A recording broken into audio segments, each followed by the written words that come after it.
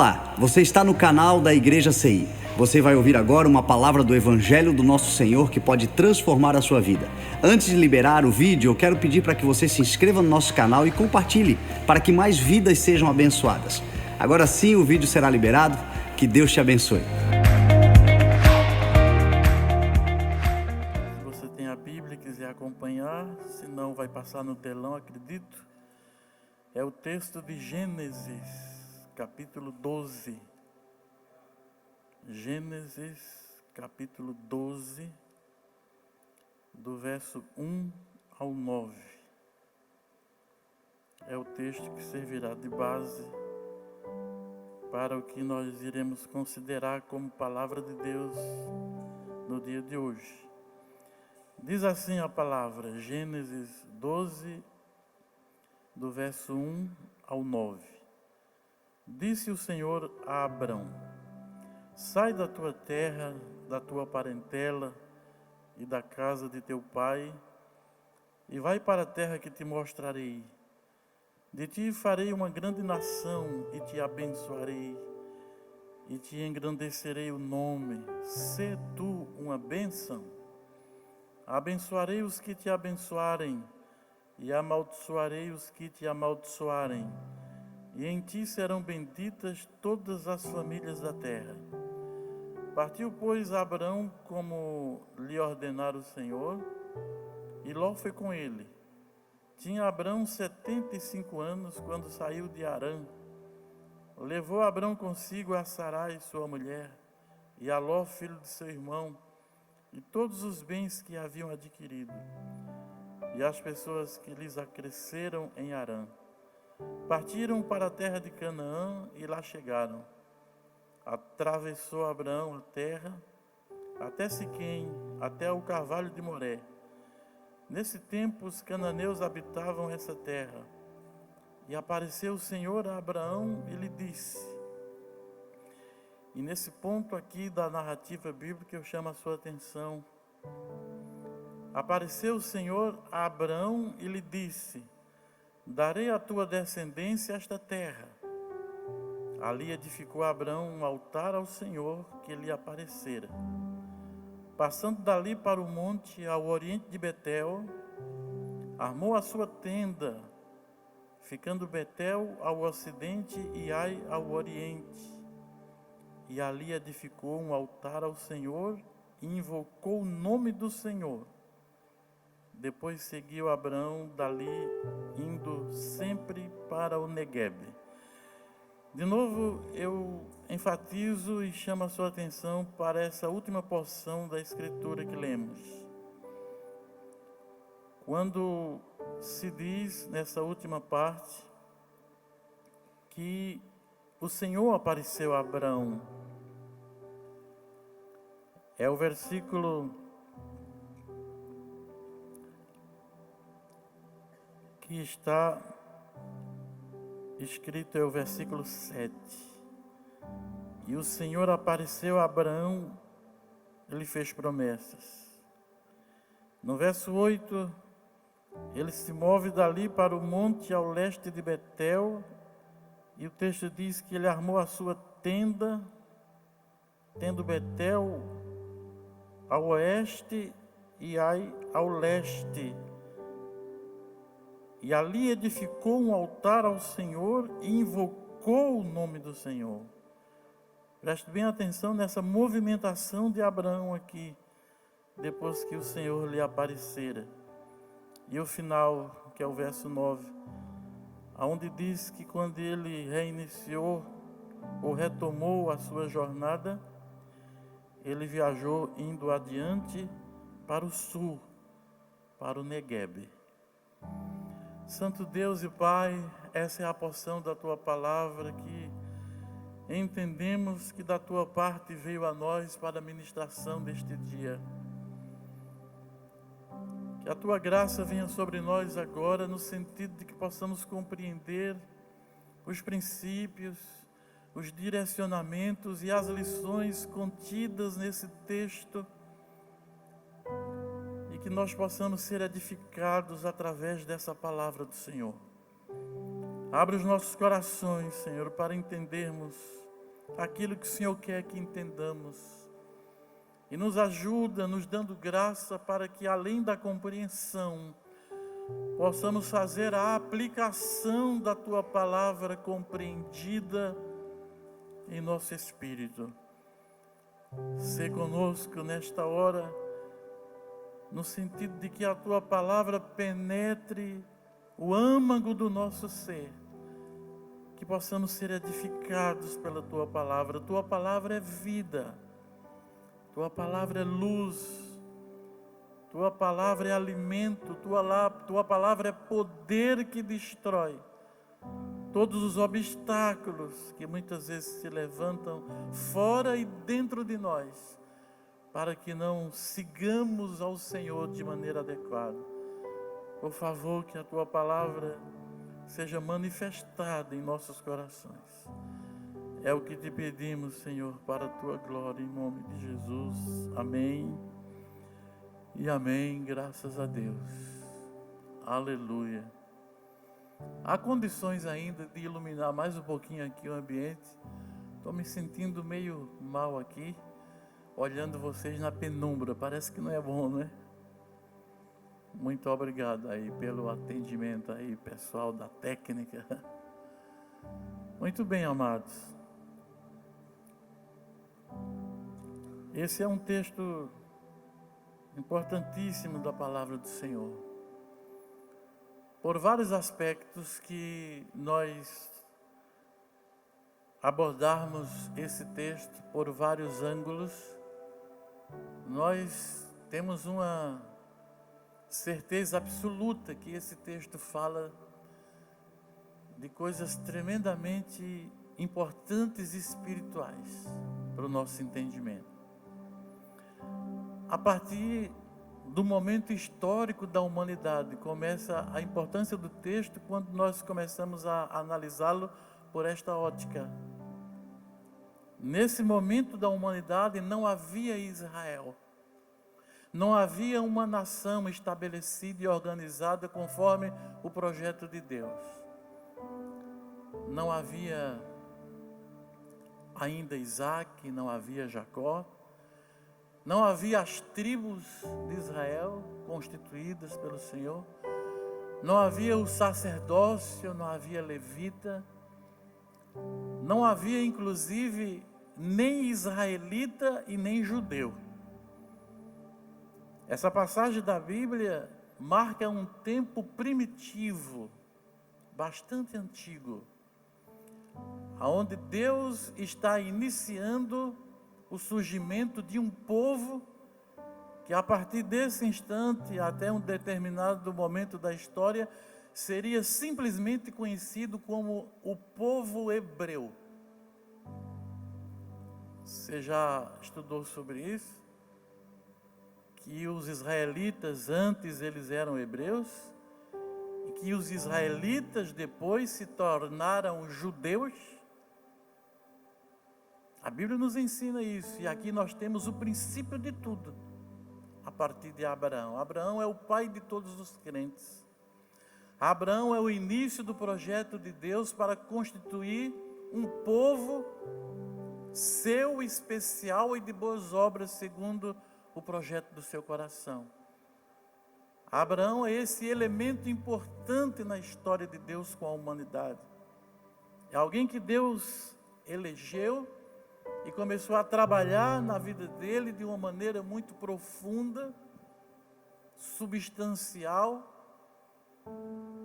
para que ele pudesse, oferecendo-se a Deus como ele se ofereceu, crendo em Deus como ele creu, a partir dele desenvolver todo o projeto de Deus na história. Em Abraão você vê de forma sintetizada o que Deus pretende com cada um dos seus filhos. O que Deus quer que os seus filhos se tornem. A partir de Abraão você pode ver isso de maneira muito clara e muito marcada. A primeira impressão que nós temos disso que estamos falando é quando ele ouve a voz do Senhor. E veja, num tempo onde não havia facilidades e nem informações acerca de Deus. Era muito obscuro a ideia do projeto e do plano de Deus para a vida de um povo. A época de Abraão, onde ele ouviu a voz do Senhor, ele creu naquela voz, ele creu naquele Deus vivo, poderoso. E Deus lhe disse coisas tremendas. Deus lhe disse: sai da tua terra, da tua casa, da tua parentela e vai para a terra que eu te mostrarei. Quando você observa esse chamado de Deus e a forma como Abraão respondeu e correspondeu, você começa a entender o quão complicado foi isso, o quão difícil foi isso para Abraão, e mesmo assim ele obedeceu. Ele era uma pessoa escolhida. Ele tinha predisposições que agradaram ao Senhor. E Deus apostou nele, porque Deus sabia que ele tinha um caráter formado dentro dele, que ele nem compreendia direito o porquê, a origem de tudo isso que ele sentia, mas que era algo construído por Deus já anteriormente.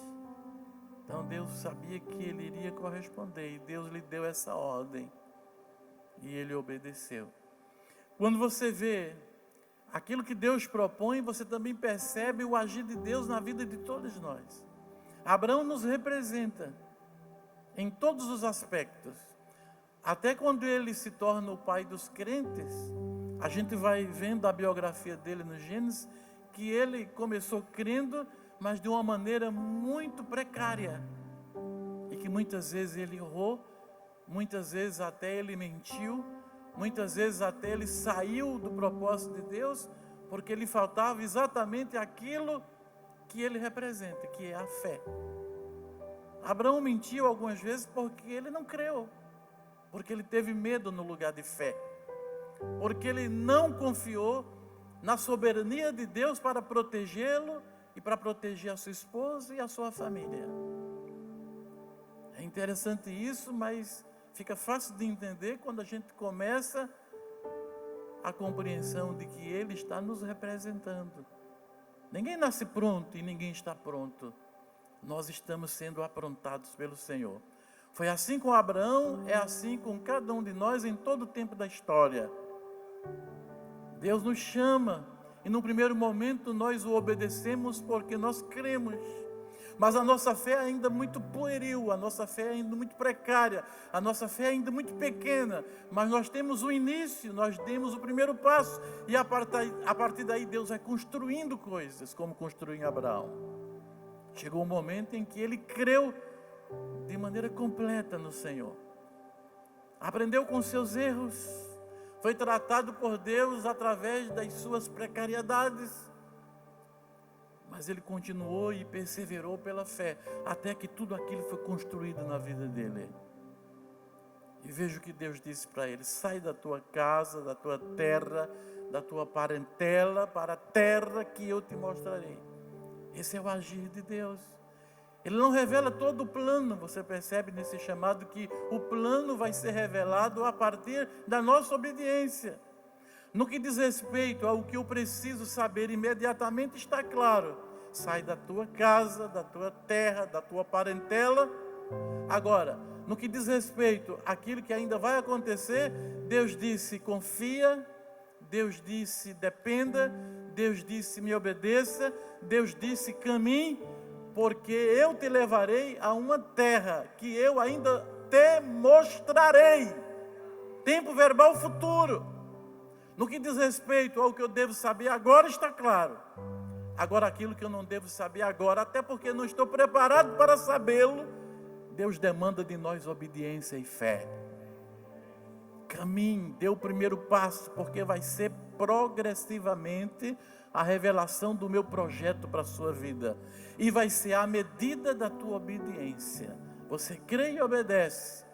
E isso vai significar mais informações, paulatinamente, progressivamente, numa verdadeira construção, até que você se transforme o ser que eu quero que você se transforme. E se perpetue nas páginas da história bíblica como referencial de homem que crê, de homem que obedece. E porque crê e obedece, se transforma no ser que Deus deseja que nós sejamos. Você entende essa palavra? Sai da tua casa, da tua terra, da tua parentela, vem andar comigo no deserto e vai aguardando e esperando, porque gradativamente eu te mostrarei. Louvado seja o nome do Senhor. Posto isso, chama a sua atenção exatamente para o texto que quando eu li eu enfatizava. Porque aqui você vai ter um vislumbre do que é o desejo de Deus para as nossas vidas a partir de Abraão. Ele teve o primeiro insight de Deus e se colocou a caminho e prosseguiu uma etapa importante da sua jornada até Harã. Em Harã, começou um novo ciclo na vida dele. E quando ele sai de Harã, acontece a primeira aparição de Deus de maneira mais concreta para ele. No princípio foi só uma voz poderosa que veio do céu, com autoridade, com contundência, que o fez crer, que o fez entender, que o fez confiar, que o fez obedecer, porque era a voz do Eterno, a voz do Todo-Poderoso Deus. Mas agora foi uma aparição. O texto diz que o Senhor apareceu a ele. Ora, isso é uma importante progressão na caminhada. É assim que Deus faz comigo e contigo. No primeiro momento da nossa trajetória com Ele, é só uma voz poderosa, que penetra nas entranhas do nosso ser. E de uma forma inexplicável e misteriosa, naquele dia em que nos convertemos, alguma coisa dentro de nós disse: creia, porque isso é Deus. E nós obedecemos o chamado. A maioria de nós fomos à frente, obedecendo um apelo, respondendo um apelo. A maioria de nós confessamos o Senhor como nosso único e suficiente Salvador, de uma forma tão misteriosa. Eu tenho dito nesses tempos todos em que pregamos o Evangelho, já estamos há mais de 4 décadas pregando o Evangelho, nesse país e fora dele. Eu tenho reiteradas vezes dito isso. O maior milagre é o milagre da salvação de nossas almas. Nada se compara a esse instante em que a voz do Todo-Poderoso perpassa todas as capas, todos os bloqueios, todas as crostas que existem dentro de nós, na nossa mente, na nossa alma, no nosso ser. Essa voz poderosa perpassa, penetra, atravessa e vai lá no âmago do nosso ser e nos ilumina, revelando a nós a pessoa bendita de nosso Senhor, e nós nos convertemos. Isso é um milagre. Não existe lavagem cerebral para a salvação em Deus. Nenhum inventivo humano é capaz de salvar uma alma e transformar um ser numa outra pessoa. Como diz Paulo aos Coríntios, que aquele que está em Cristo, nova criatura é. As coisas velhas já passaram e eis que tudo se faz novo. Não existe poder, não existe convencimento, não existe intelectuação nenhuma neste mundo, processo de convencimento retórico nenhum capaz de operar esse milagre. Isso é só Deus. Isso é mais poderoso do que um paralítico se levantar e andar, do que um cego passar a enxergar. Isso é mais poderoso do que qualquer milagre que se tenha notícia. Gente, a transformação do nosso ser é o mais poderoso milagre.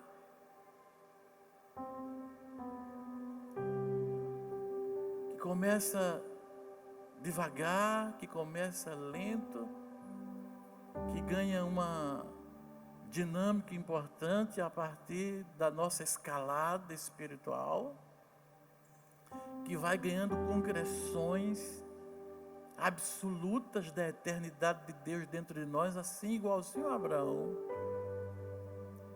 e vai construindo o nosso ser em Deus de maneira tão extraordinária, tão extraordinária. Não há milagre mais poderoso do que esse. Eu me lembro do dia em que me converti, em que eu chorei desesperadamente. Num quarto de hotel no Rio de Janeiro. Ano que vem vai completar 50 anos em que Jesus pela primeira vez falou e eu ouvi aquela voz de alguma forma extraordinária. E eu entendi que era Ele, que eu precisava dEle, que se não fosse Ele eu estaria perdido. Eu era um jovem extremamente drogado, desnorteado, sem rumo, vivendo uma história, uma aventura maluca no Rio de Janeiro, vindo de São Paulo. E Deus me encontrou naquele quarto de hotel. Eu lembro que eu fiquei horas chorando.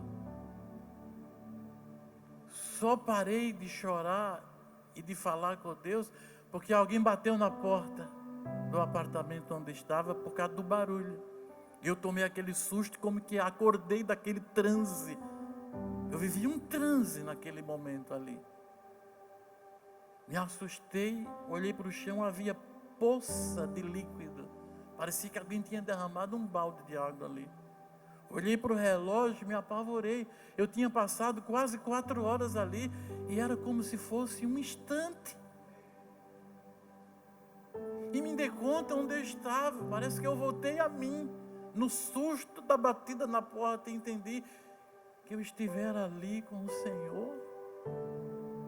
E que meu choro, meu gemido, muitas vezes, quem sabe, meu grito tinha acordado os hóspedes. Que coisa extraordinária. Quando Deus fala, irmãos, por um instante e de certa forma que seja suportável ao ser humano, a gente se transporta para a divindade. Porque para Deus não tem tempo, não é? O tempo é para nós. Deus está para além do tempo e do espaço. Nós é que vivemos nesse tempo e nesse espaço. Por isso que algumas experiências com o Senhor não permitem que a gente veja o tempo passar. Porque de uma certa forma Deus nos absorve no seu ser. E nós somos capturados pela sua essência.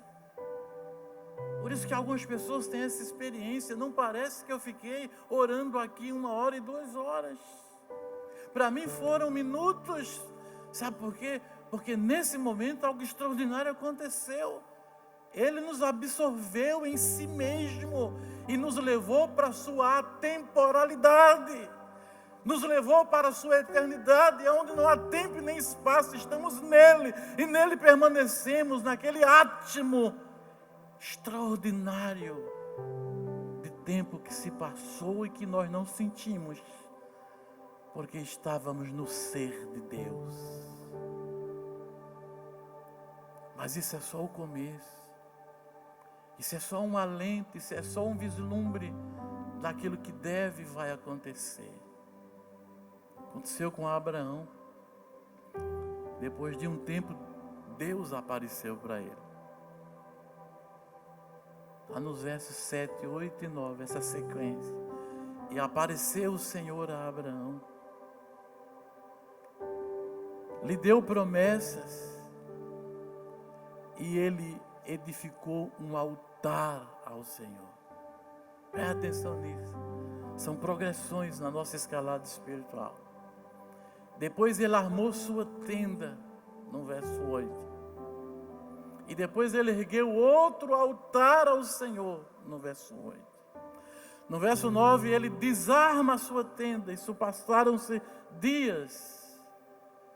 Não se sabe quantos dias ali. Mas chega o momento de partir. A jornada continua. A caminhada é retomada. As próximas sequências dessa jornada vão acontecer. Ele está em obediência. Deus vai se revelando a ele aos poucos. E ele vai correspondendo a Deus de forma diferente como das primeiras vezes. Assim exatamente o que acontece comigo e contigo, à medida que a gente vai caminhando com o Senhor. aí chega o dia dele partir, retomar a caminhada. Ele desarma a sua tenda e caminha para a banda do Negueb, para a banda do sul, porque era para aquele lugar que Deus sinalizava, e ele seguia os comandos do Eterno. A partir dessa sequência do capítulo 12 de Gênesis, se você continuar lendo a biografia de Abraão no texto sagrado, para sempre a partir desse tempo, 2 elementos jamais se separarão de Abraão. Que elementos são esses?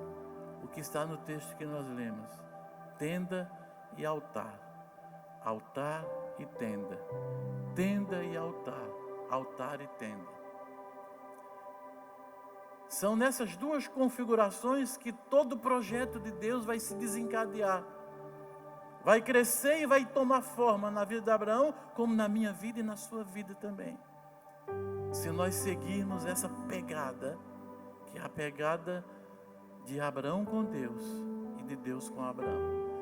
Tenda e altar para sempre serão realidades em nossas vidas. O que significa tenda e altar na nossa vida? Primeira coisa que nós temos que entender é que a tenda é nossa e o altar é do Senhor. Primeira coisa que nós temos que entender é que a tenda é armada e ela é suscetível de ser desarmada segundo os comandos de Deus. O que se arma, se desarma. Porque a tenda tem a ver conosco, tem a ver com a nossa história, ainda que estejamos com Deus. Mas tem a ver com as nossas prerrogativas, com as nossas responsabilidades, com as nossas ações e com as nossas obras. A tenda tem a ver com tudo isso. Por isso nós a armamos e nós a desarmamos, segundo o comando de Deus na nossa história. A tenda, ela já não é, o altar, já não é nosso. Não há esse pronome pessoal. A tenda é de Abraão, a tenda é minha e é sua, mas o altar não é de Abraão e não é nosso, o altar é do Senhor. Portanto, não existe o oposto que há no caso da tenda, que é a tenda que se arma, se desarma. O altar que se constrói, ele não se desarma. O altar é edificado, não é armado. Portanto, não existe o desificar, desividificar. Não existe. Esse vocábulo não existe para o altar, porque o altar não é nosso, o altar é do Senhor. O altar não é armado, o altar é edificado. A tenda é que é armada e, portanto, ela é desarmada. Agora, o altar é edificado, ele não é desarmado, ele não se desarma.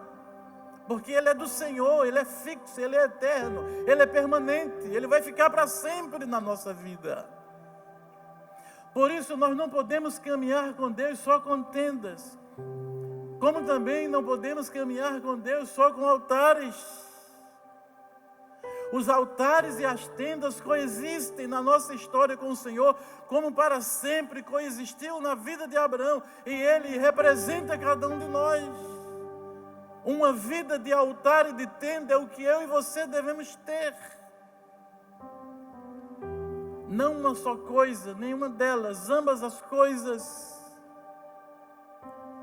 E todas as vezes na biografia de Abraão, em que ele deixou de armar tenda e que ele deixou de edificar altares, ele entrou em apuros, ele entrou em dificuldades, ele atrasou o processo, ele se viu em angústia, ele se encontrou confuso e muitas vezes até perdido. Todas as vezes em que ele abandonou a tenda e o altar, essas 2 coisas para sempre teriam que ficar com ele, e ele entendeu no processo, até que ele se configurou em Deus e afirmou esses valores para sempre, e nunca mais deixou de armar sua tenda e edificar o altar ao Senhor.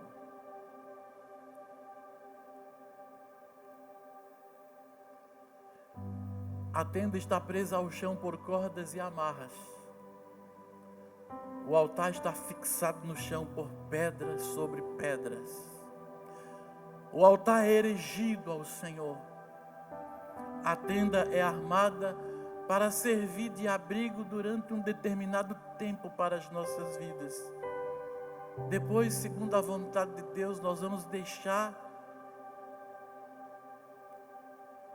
de viver nessa tenda, vamos desarmá-la e vamos armá-la em outro lugar, segundo a vontade do Senhor. Quando saímos desse lugar, como Abraão saía dos lugares em que estava, os vendavais, os fortes ventos, as intempéries, o tempo, o clima, desfazia completamente os vestígios da tenda, que durante meses, quem sabe anos, estivera ali armada por Abraão. Até que um dia ele foi embora, e aqueles vestígios ficaram, para que com o passar do tempo, tudo fosse apagado daquela paisagem. Mas Deus podia olhar do céu, que apesar de não se ver mais nem vestígios da tenda, um altar estava erguido. Porque um altar não se arma, se edifica. E se edifica para Deus.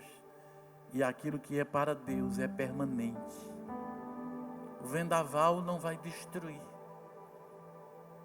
As intempéries não vão apagar. O vento forte não vai destruir. O tempo, a marcha inexorável do tempo, não vai ter o poder de apagar os altares que nós estamos levantando para o Senhor. Ainda hoje, antes do culto, falava com o pastor Tom. E na nossa conversa teve uma hora em que eu falei para ele de um altar que foi erguido na minha vida. Quando eu era um jovem de apenas 25 anos de idade. E que dava os meus primeiros passos nessa caminhada com o Senhor, de servi-lo com a pregação do Evangelho. Confidenciei a Ele um momento em que um altar foi erguido na minha vida, por uma experiência que Deus me deu e por uma resposta que eu dei a Ele. Quando eu disse: Senhor, a partir de hoje, nunca mais eu vou cometer esse erro, nunca mais eu vou ficar pensando só nos outros, porque antes dos outros, o Senhor tem que construir primeiro na minha vida. Senão não terei autoridade, nem competência, nem graça, nem unção e nem poder para construir nada em ninguém, se antes a minha vida não for construída em Ti. Fiz um pacto com o Senhor. Naquele dia, espiritualmente, foi como Abraão. Na minha juventude, como obreiro do Senhor, edifiquei, quem sabe, talvez ali o primeiro altar ao Senhor que me aparecera naquela oportunidade. Carrego para a vida isso, dizia para o pastor, porque os altares não se destroem, eles não se desarmam. A partir desta manhã, procure construir em Deus uma vida que seja bíblica e tenha como referência na sua vida os personagens da Bíblia. A palavra de Deus é para o nosso ensino e edificação. Você começou uma história com Deus. Nessa história precisa haver altares e tendas. Tenda tem a ver com as nossas construções pessoais, familiares, profissionais e até mesmo espirituais. Sim, até mesmo espirituais. Me lembro de uma oportunidade em Tubarão, aqui em Santa Catarina. Eu com 45 anos de idade, depois de ter pré-inaugurado um templo para 800 pessoas, tendo passado naquela cidade 7 anos, recebendo a igreja com 120 membros, e agora naquela outra realidade, 7 anos depois, a pré-inauguração de um templo que não havia quando eu ali cheguei. fora cedido apenas um salão para a gente ter a igreja naquele lugar. Mas passados 7 anos, um templo estava sendo erguido. E na pré-inauguração, cabia 800 pessoas comodamente sentadas. E naquela inauguração, Deus falou tanto ao nosso coração, ao coração do povo. Me lembro como hoje a pregação que Deus me deu para pregar. E 6 meses depois, eu estava indo para o Rio Grande do Sul com a minha família. E as pessoas não entenderam aquilo que estava acontecendo. Muitos chegaram e disseram: pastor, o senhor está igual àquele que prepara uma festa e na hora de comer o bolo, o senhor simplesmente não fica para a melhor parte. E eles eram sinceros, só estavam falando sem a luz do entendimento bíblico. Era amor que eles sentiam por nós, desejo de que nós permanecêssemos. Na luz que eles tinham, era isso que eles visualizavam.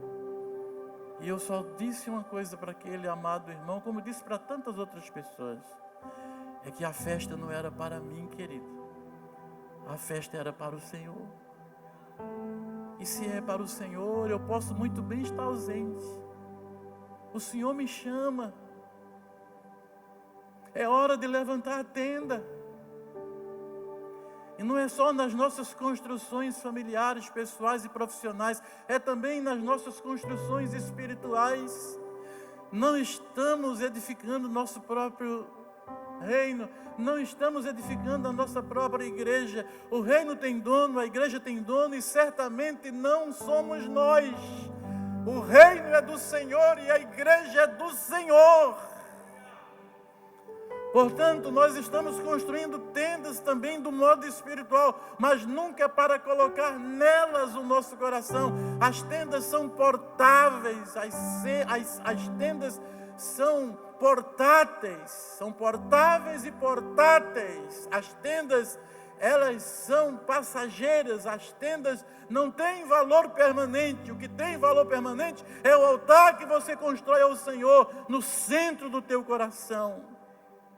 Isso sim é para sempre, isso não se desarma, isso não se desconstrói, isso é edificado e é erigido ao Senhor dos céus e da terra.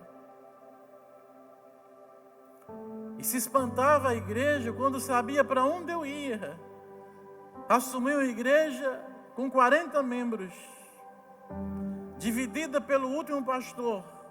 Igreja com 120 membros, o pastor dividiu, levou 40 com eles, alugou um salão do outro lado da cidade, ficou 40 pessoas confusas, sem saber para onde vai, porque onde há divisão, há toda obra maligna.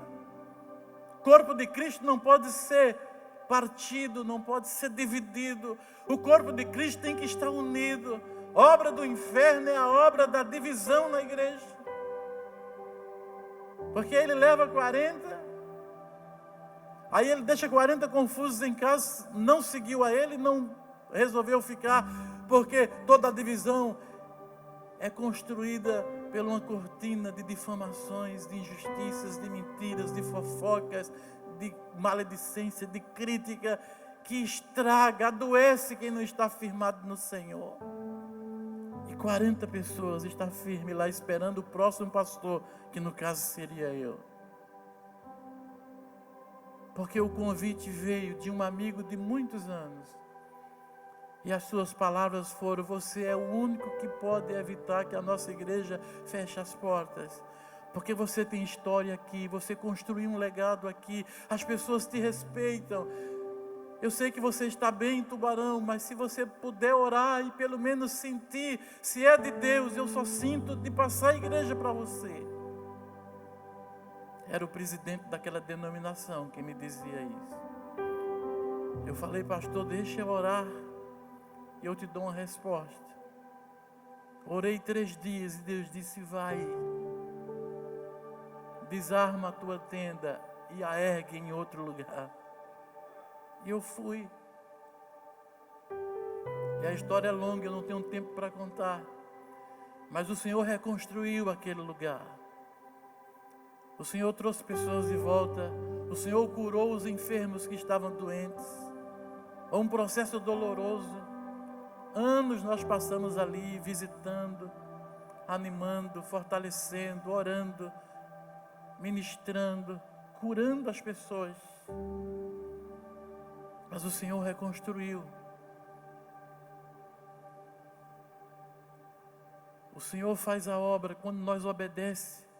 Quando nós obedecemos a sua voz. O Senhor faz a obra quando nós obedecemos a sua voz. Essa manhã eu quero que você medite nessa palavra. Não ponha o seu coração nas tendas que você tem armado. Se Deus demandar de você, se você não puser o coração, não vai doer tanto. Há anos Deus me deu uma palavra com ilustração, com um quadro mental. Deus ministrou o meu coração, eu preguei isso durante muitos anos e vou pregar de novo parte disso que Deus falou. Deus disse: segure tudo que eu lhe dou com as mãos abertas. Deus falou isso num domingo de manhã. A presença de Deus era tão forte naquele lugar. Terminou o culto e ninguém queria sair.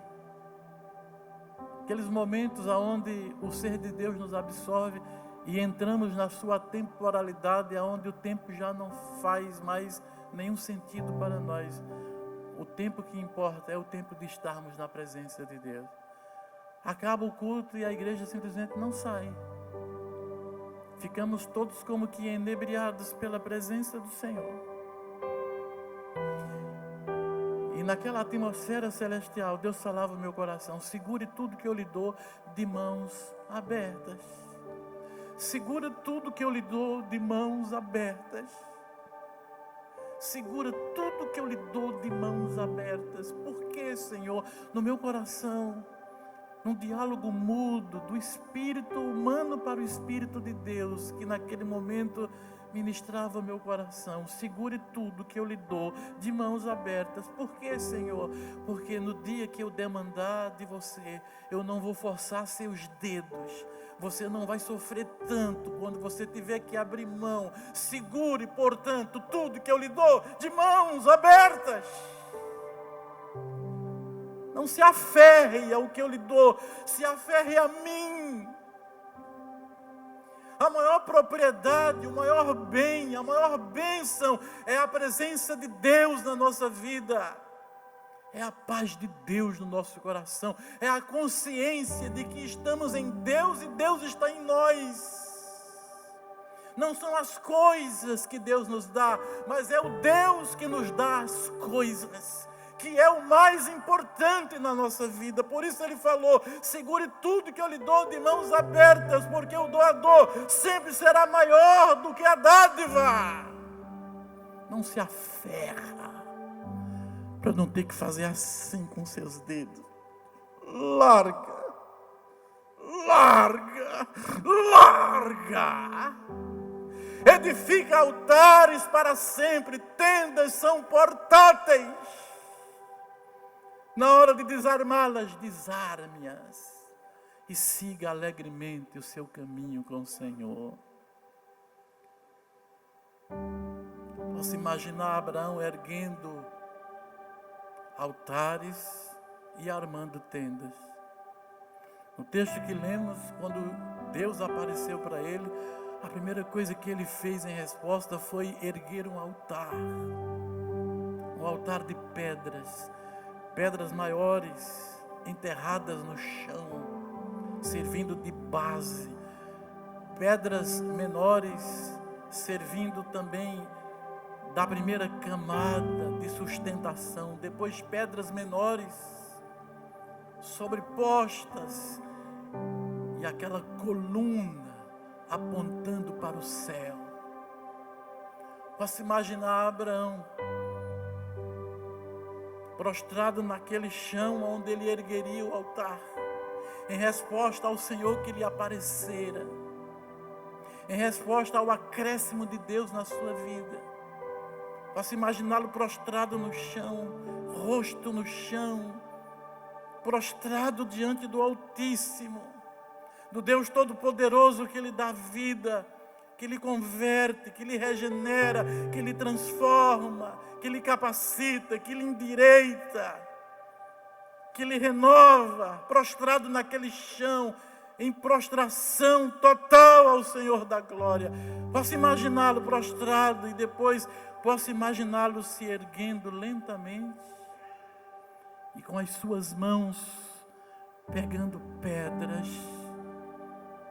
deitando pedras, aprofundando pedras, edificando um altar com pedras, de maneira reverente, solene, quebrantado, humilde, dizendo para o Senhor da glória, um altar que jamais será destruído. Posso imaginá-lo depois desse tempo, na hora em que o Senhor sinaliza para ele a hora de desarmar a tenda, usando aquelas mesmas mãos para desarmar a sua tenda que ele serviu, quem sabe por meses e por anos de moradia, porque o Senhor sinalizava: siga adiante. E a partir de hoje, arme tendas e edifique altares. Erga altares e arme tendas pelo resto da sua vida, que você será o homem que eu projeto para você ser. Bendito seja o nome do Senhor. Mas eu quero terminar dizendo uma coisa nesta manhã. A disposição geográfica dos versos de 7 a 9 são importantes demais. Está tudo aqui colocado de maneira bem objetiva. Diz que depois que ele ergueu o altar, ele edificou a sua tenda, tendo Betel à sua frente e Ai às suas costas. Isso ganha uma importância extraordinária quando você lê o último versículo, que diz que quando Deus lhe mandou desarmar a tenda, tenda esta que ele havia armado, tendo Betel adiante e Ai, é uma região, né? Tanto Betel como Ai, e Ai às suas costas. No verso 9, quando Deus disse: é hora de desarmar a tenda, ele desarma a sua tenda, deixa atrás de si o altar que havia erguido, e o texto termina dizendo que ele caminhou sempre na direção do sul. Isso ganha um significado extraordinário, porque isso está nos dizendo que ele não caminhava para Betel. Para Betel ele só armara a sua tenda. O direcionamento dele é para o sul, é para o Negueb, é para o sul da Palestina. É para lá que Deus sinaliza, é para lá que ele caminha, é para lá que ele vai.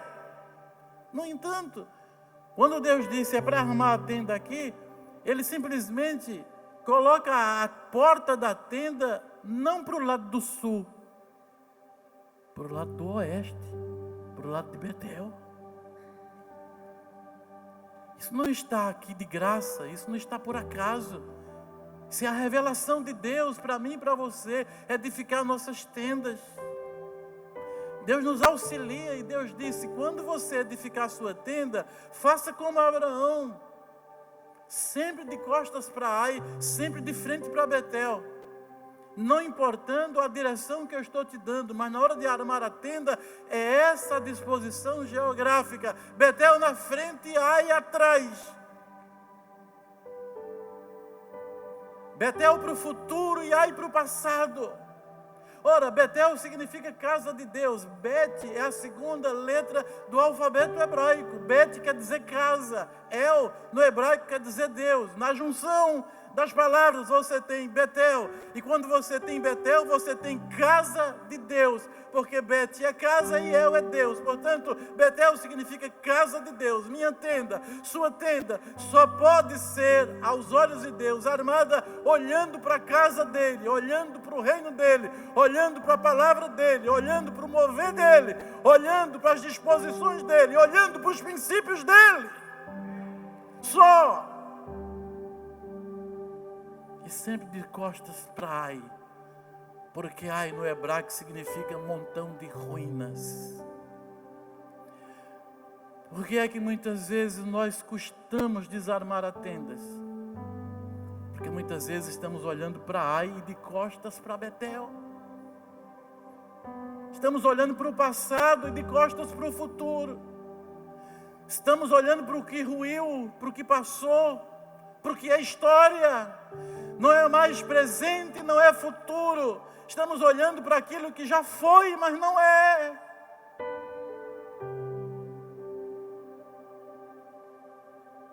Não, queridos. Suas construções familiares, profissionais e espirituais são tendas. E essas tendas precisam estar armadas olhando para Deus. E de costas para o passado, para o que ruiu, para o que passou. A gente pode elaborar essa palavra. É pouco tempo, é só insights. Você avance nessa revelação. E você vai entender por que é que há pessoas que foram traídas e nunca mais desenvolveram confiança em mais ninguém. É sensato você não confiar mais em ninguém porque meia dúzia de canalhas te traíram? Você, como homem de Deus, mulher de Deus, jovem de Deus, é sensato você não confiar mais em ninguém porque meia dúzia de canalhas te traíram? Aí você vai entender. Porque tem pessoas que, traídas pelos seus cônjuges, fecharam a vida para as afetividades. Mulheres jovens, homens jovens, que simplesmente morreram afetivamente. Você sabe o porquê disso? Estão olhando para o montão de ruína. Estão armando as suas tendas, não tendo Betel por diante. Por diante está as suas decepções e amarguras. Por isso se fecharam para a vida. Morreram para certas áreas importantes da existência. Porque simplesmente não estão armando a sua tenda olhando para Betel. Por favor, pense nessas palavras no dia de hoje. Deus nos chama para andar com Ele. Deus nos chama para caminhar com Ele. Deus está dizendo, não olhe para aquilo que ruiu. Não olhe para o passado da sua vida. A não ser com perspectiva de sabedoria. Para não cometer mais os erros que cometeu no passado. Só se pode ou se deve, segundo Deus, olhar para o passado, se for nessa perspectiva de sabedoria, para aprender com os próprios erros. Nunca para morrer para a vida. Nunca para se desconstruir para outras realidades da existência. Nunca para achar que nada mais vai dar certo naquela área, porque naquela área houve um fracasso. Não, em Deus há sempre possibilidades.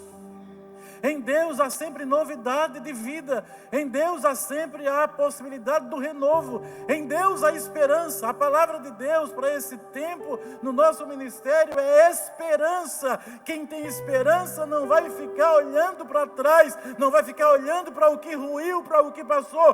Quem tem esperança vai fixar os olhos no Senhor e vai dizer, eu vou tentar de novo, eu vou recomeçar. Em Deus há uma nova chance. Deus é poderoso para transformar a minha história. Eu vou olhar para Betel e dar as costas para Ai. Aleluia!